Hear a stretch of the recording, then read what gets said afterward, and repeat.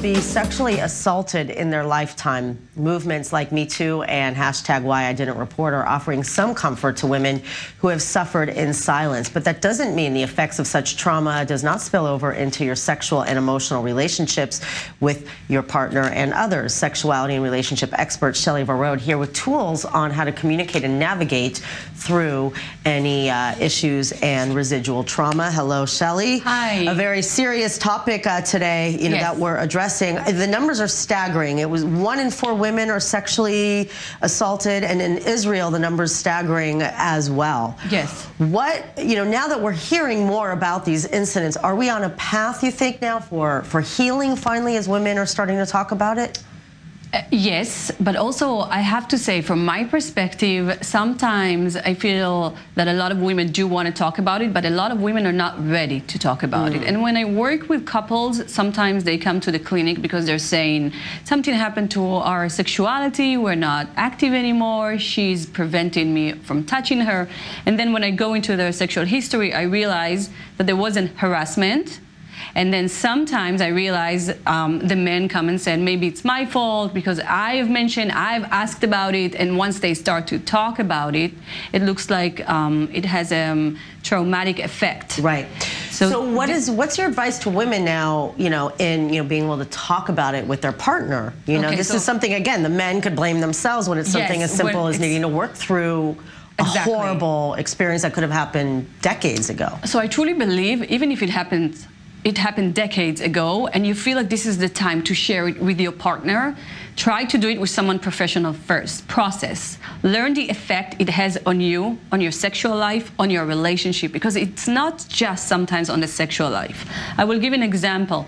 Sometimes women who've been assaulted, even if their boyfriend just want to hug them or touch them like this by surprise, spontaneously, what should be, be natural. Nice and natural and feel good. For them, it's no. It makes them get very upset, and the boyfriend does not understand why. This is a small example that later we realize it started because they were sexually assaulted. And maybe in a way that was a surprise, so it's like being caught off guard. Yes, and they were out of control, and someone touched them without their permission. And these are the things that can come back to, again, in this relationship. So I'm saying, first, try, if you feel like it's doing something to you and you want to talk about it, go to someone professional. When you want to talk to your boyfriend, it's okay. Just prepare him that it's going to be a very sensitive conversation and tell him. I guess ask what you need, because I guess a lot of times, men want to fix, men want to this, and sometimes I imagine they just want to be heard and feel accepted for something that they've experienced. I agree. Shameful. And I even say it ahead. Say, it's very sensitive. I need you to not judge me. I need you to listen.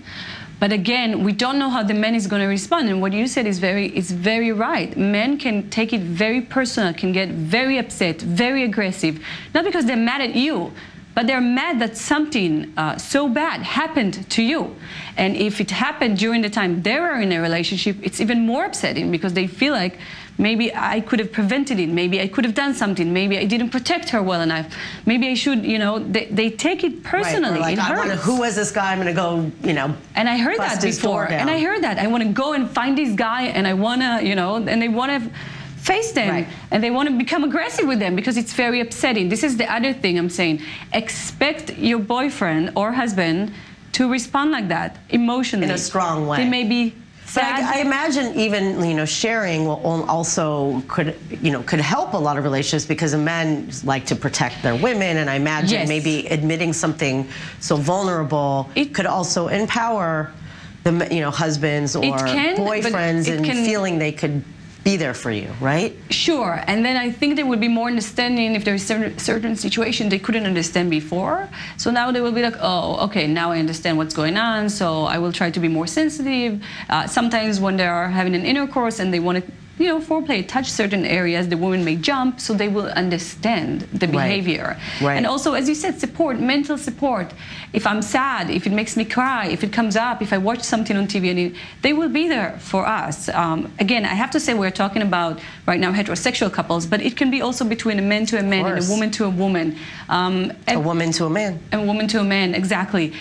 It has a lot of variations. Yes, unfortunately. So do you feel, I know we're still now learning about what's going to happen in the coming years as a result of so many people, coming forward, but already in your practice, are you noticing more people, being able to be ready to deal with it, knowing that they're not alone? Because that's so many of the theories, or the way people feel is like, I'm alone, I don't want to talk about it. I think what I mainly feel is that they seek for help, is that they understand that they can get professional help, that they understand not just by themselves, as a couple.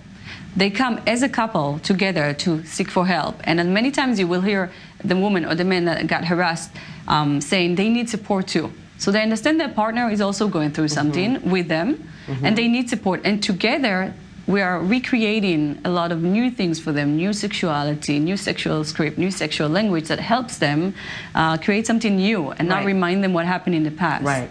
Shelly, thank you very much. Very, very important topic. Thank you.